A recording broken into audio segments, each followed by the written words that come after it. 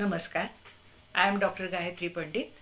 Welcome to my channel Learning with Gayatri. आपण नदीचे गाणे ही जी कविता आहे ती पूर्वी शिकलो. SSC बोर्डाच्या सुलभ भारती 5वी इयत्ता यामधली ही कविता आहे. तर ही कविता आपण पूर्वी शिकलो, त्याच्यामध्ये प्रश्नोत्तरं पण केलेली आहे. तर आज आपण काय करणार आहोत, तर याचा सारांश कसा लिहायचा, याची समरी कशी लिहायची हे आपण आज बघणार आहोत. तर समरी लिहिताना काय करायचं, आता नदीचं गाणं ही जी कविता आहे ती नदी बोलते आहे, ती आपल्याला सांगते आहे, अशी ही कविता आहे. मी नदी बोलते आहे अशा पद्धतीनं ती कविता पुढे मांडलेली आहे. ती वि.म. कुलकर्णी यांची ही कविता आहे. हे तुम्ही पहिल्यांदा सुरुवातीला लिहायचं. नदीचे गाणे ही कविता वि.म. कुलकर्णी या कवीची आहे. हे सरळ वरती पहिल्यांदा लिहायचं आणि त्याची समरी लिहिताना एक लक्षात ठेवायचं की नदीचं ती सांगत असलेलं जरी गाणं असलं तरी ती सांगते आहे असं त्याच्यामध्ये यायचं नाही. तर आपण काय त्याची समरी लिहितोय, नदीला काय वाटतंय असं या आपला हा दृष्टिकोन, हा आपला व्ह्यू इथे असला पाहिजे. तर कसं, आता पुढचं ओळीनं आपण बघूया. दरी दरीतून वनावनातून झुळझुळ मी वाहत येते. आता तुम्हाला इथे बिलकुल असं म्हणायचं नाही की मी दरी दरीतून वनावनातून वाहत येते असं इथे म्हणायचं नाही आहे. तर काय म्हणायचं तुम्हाला, नदी झुळझुळ वाहत दरीतून आणि वनातून येत राहते. ती खूप छान मंजूळ गाणे गाते आणि पुढंच ती धावत जाते. तिचा जो वेग आहे तो पुढं जाणारा आहे. हे तुम्ही तिथे त्या 2 ओळींबद्दल 2 वाक्य ही लिहायची. ते छोटं झालं तरी हरकत नाही, पण त्याची समरी त्याच्यामध्ये आली पाहिजे, त्याचा सारांश त्याच्यामध्ये आला पाहिजे. त्यातले दृष्टिकोन किंवा त्याच्यामधला जो उपमा असते, त्याच्यामध्ये काही कंपॅरिझन केलेली असते, ती तिथं यायला हवी. ते सारांशमध्ये तुमचं नक्की येतं. पुढे बघू. वसली गावे तीरावरती त्यांना भेटून जाते पुढती, लता वृक्ष किती काठावरती भूमीतून जे मला भेटती. या ठिकाणी नदी म्हणते, नदीला गावे तीरावर जी वसलेली आहेत त्यांना ती नदी भेटून पुढे जाते आणि काठावरचे जी झाडं आणि ज्या वेली आहेत ती त्यांना ती भेटून पुढे जाते. फुलवेली एवढे 2च वाक्य लिहायची, म्हणजे काय होईल, ही ह्या कडव्याची समरी होईल. फुले वेली मज सुमने देती, कुठे लव्हाळी खेळत बसती, कुठे आम्रतरू माझ्यावरती, शीतल आपुली छाया धरती. तुम्ही एक करा, जेव्हा मी असा धडा शिकवते ना त्यावेळेला तुम्ही हे जेव्हा माझा व्हिडिओ ऐकता ना तेव्हा तुम्ही पुस्तक आणि ती कविता म्हणा किंवा ते जे शिकवते ते पुढे घेऊन बसा. म्हणजे तुम्हाला काय होईल, हे बरोबर समजेल. आणि एकदा तुम्हाला हे बरोबर समजलं ना की तुम्हाला लिहायला बिलकुल अवघड नाही आहे. तर पुढे बघू.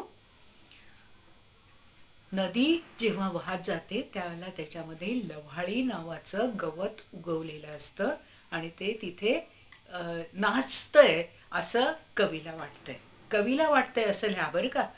नदीला वाटतंय असं नाही लिहायचं. तर तिथे कवीला काय वाटतं हे नदीच्या तोंडून त्यांनी सांगितलेलं आहे.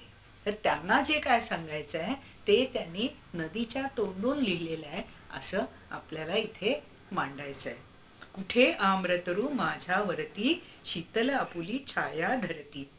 काही ठिकाणी आंब्याची झाडं असतात, त्याची शीतल छाया पडते, एवढंच लिहायचं इथे.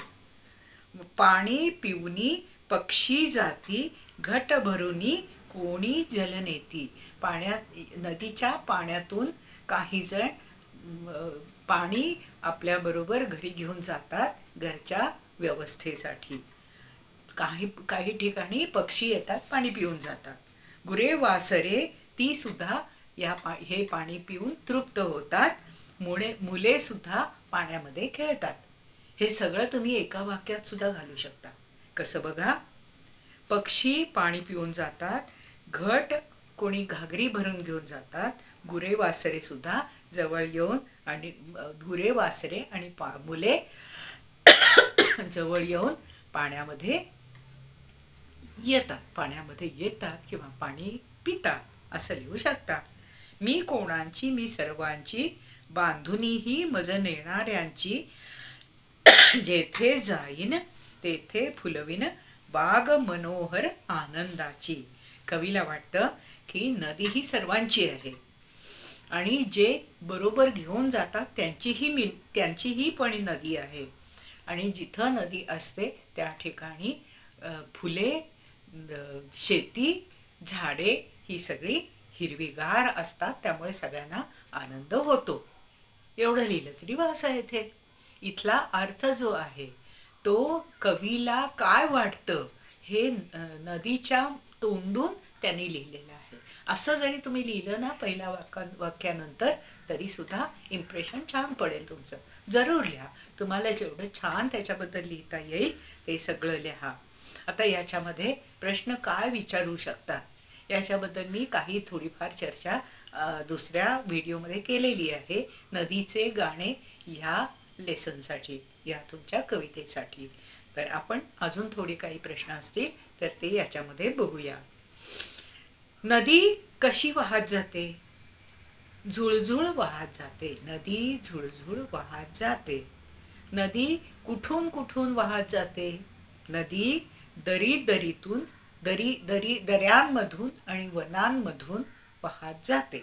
असे 2 प्रश्न इथे होऊ शकतात. नदी गाणे कसे गाते? नदी मंजुळ गाणे गाते. ती कुठे धावत जाते? ती पुढेच धावत जाते. आता या ठिकाणी 4 ओळीमध्ये आपल्याला 4 प्रश्न तयार झाले. बघा बरं, पुढे बघा. वसली गावे तीरावरती. गावे कुठे वसलेली आहेत? नदीच्या तीरावर गावे वसली आहेत. त्यांना भेटून जाते पुढती. नदी कुणाला भेटून पुढे जाते? नदी गावांना भेटून पुढे जाते. कारण तीरावरती गावं जी असतात ना, तिथली जी माणसं असतात ती नदीचा उपयोग करून घेतात आणि नदीवरती नेहमी येत राहतात. त्यांना भेटून जाते पुढती. लता वृक्ष किती काठावरती. काठावरती काय काय उगवतं? तर लता म्हणजे वेली, वेली म्हणजे क्रीपर्स, आणखी वृक्ष म्हणजे मोठी झाडं, झाडे, वृक्ष. तुम्हाला पॅरलल शब्द मिळालाय बरं का इथे. ज्याला समानार्थी शब्द म्हणतो तो इथे मिळालेला आहे. वृक्ष म्हणजे झाडे आणि झाडे म्हणजे वृक्ष. तुम्हाला वृक्ष विचारलं आणि समानार्थी शब्द सांगा म्हटलं तर झाडे लिहायचं, आणि झाडांसाठी समानार्थी शब्द विचारला तर तुम्ही वृक्ष असं सांगायचं. दोन्ही शब्द तुम्हाला आता माहिती झाले. लता वृक्ष. आता वेलीना काय शब्द आहे? वेल असा शब्द विचारला तर त्याला पॅरलल शब्द काय?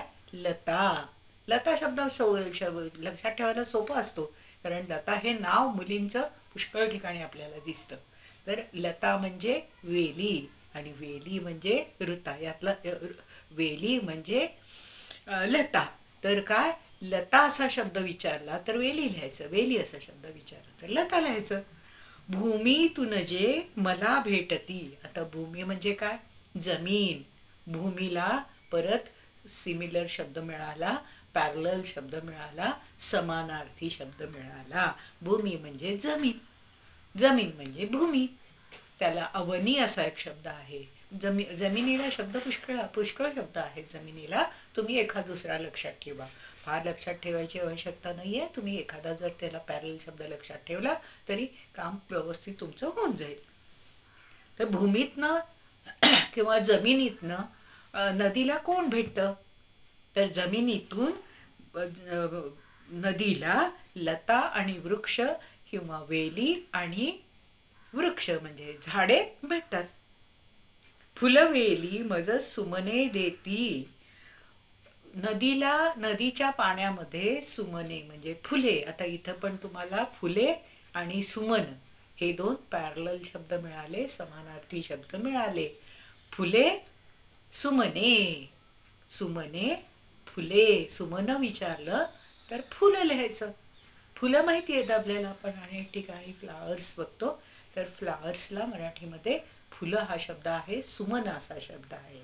तर बघा, फुलवेली मज सुमने देती.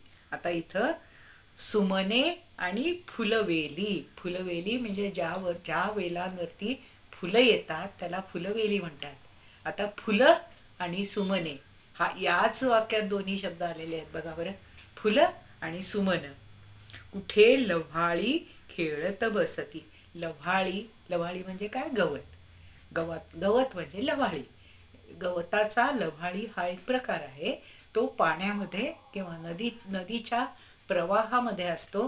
कितीही जोरात प्रवाह आला तरी ही लव्हाळी निघून नाही जात, तिथे घट्ट पकडून असतात. कुठे लव्हाळी खेळत बसती.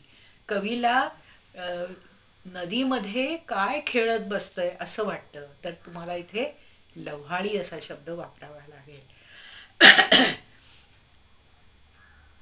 पुढे बघू. कुठे आम्रतरू माझ्यावरती शीतल आपुली छाया धरती. नदीच्या वरती शीतल अशी छाया कोण धरते? तर इथे काय म्हटलंयचं? आम्रतरू किंवा आंब्याचे झाड. आम्र म्हणजे आंबा, आंबा आम्र हे दोन्ही पॅरलल शब्द, समानार्थी शब्द आहेत. आम्रतरू. आता इथे झाड या वृक्षाला अजून एक शब्द आपल्याला मिळाला. वृक्ष म्हणजे झाड आणि तरू म्हणजे सुद्धा झाड. झाड, तरू आणि वृक्ष, तुम्हाला एकाच अर्थाचे 3 शब्द मिळाले. शीतल आपुली छाया धरती. शीतल म्हणजे थंड, थंड शीतल. शीतल असा तुम्हाला शब्द विचारला, त्याला समानार्थी शब्द. समानार्थी हा शब्द लक्षात ठेवा बरं का. समानार्थी म्हणजे पॅरलल, सिनॉनिम्स. सिनॉनिम्सला समानार्थी शब्द असा शब्द आहे. शीतल आपुली छाया धरती. छाया म्हणजे सावली. आता इथे सुद्धा छाया म्हणजे काय? सावली. सावली म्हणजे काय? छाया. सावली असं विचारलं की छाया म्हणायचं. पॅरलल शब्द मिळाला आपल्याला. पाणी पिऊनी पक्षी जाती. पाणी पिऊनी पक्षी जाती. घट भरुनी कोणी जल नेती. पक्षी काय पिऊन जातात? काय पिऊन जातात पक्षी? तर पाणी. उत्तर सोपं आहे. पाणी पिऊन पक्षी उडतात किंवा जातात. घट भरुनी कोणी जल नेती. घट म्हणजे घागर. त्याला अजून एक शब्द आहे कळशी. कळशी असा एक शब्द आहे. घागर असा शब्द आहे. माठ असा शब्द आहे. माठ तुम्ही वापरता. थंड पाणी त्याच्यामध्ये जे असतं ना त्याला माठ असंही म्हणतात. तो मातीचा असतो.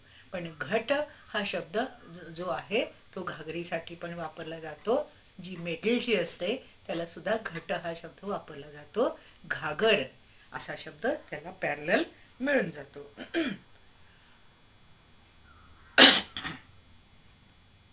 गुरे वासरे जवळी येती. जवळ, नदीच्या जवळ कोण येतं पाणी प्यायला? गुरे वासरे. गुरे म्हणजे बैल, म्हैस, गाय, हे सगळे गुरे ह्याच्यामध्ये येतात, या कॅटेगरीमध्ये येतात. आणि वासरे कोण आहेत? वासरे म्हणजे गाईचं जे पिल्लू असतं त्याला वासरू म्हटलं जातं. वासरू, गाईचं पिल्लू, गाईचं बाळ जे असतं त्याला वासरू असा शब्द आहे. गाईचंच असतं बरं का हे. वासरू हा गाईच्या बाळासाठी वापरला जाणारा शब्द आहे. गुरे वासरे जवळी येती. नदीच्या जवळ कोण येतं? गुरे वासरे येती. आणि मुले लाटांवरती कोण खेळतं असा जर प्रश्न विचारला, लाटांवरती मुले खेळतात. मुले कुठे खेळत आहे? मुले लाटांवरती खेळत आहेत. मुले लाटांवर खेळत आहेत. हे जर वाक्य तुम्ही लक्षात ठेवलं तर मुले कुठं खेळत आहेत असा जरी आला प्रश्न तरी तुम्हाला उत्तर लिहिता येईल. लाटांवर कोण खेळत आहे असा जरी विचारला तरी तुमचं उत्तर तयार आहे. मुले खेळती लाटांवरती. आता मी कोणाची? मी सर्वांची. बांधुनी ही मज नेणाऱ्यांची.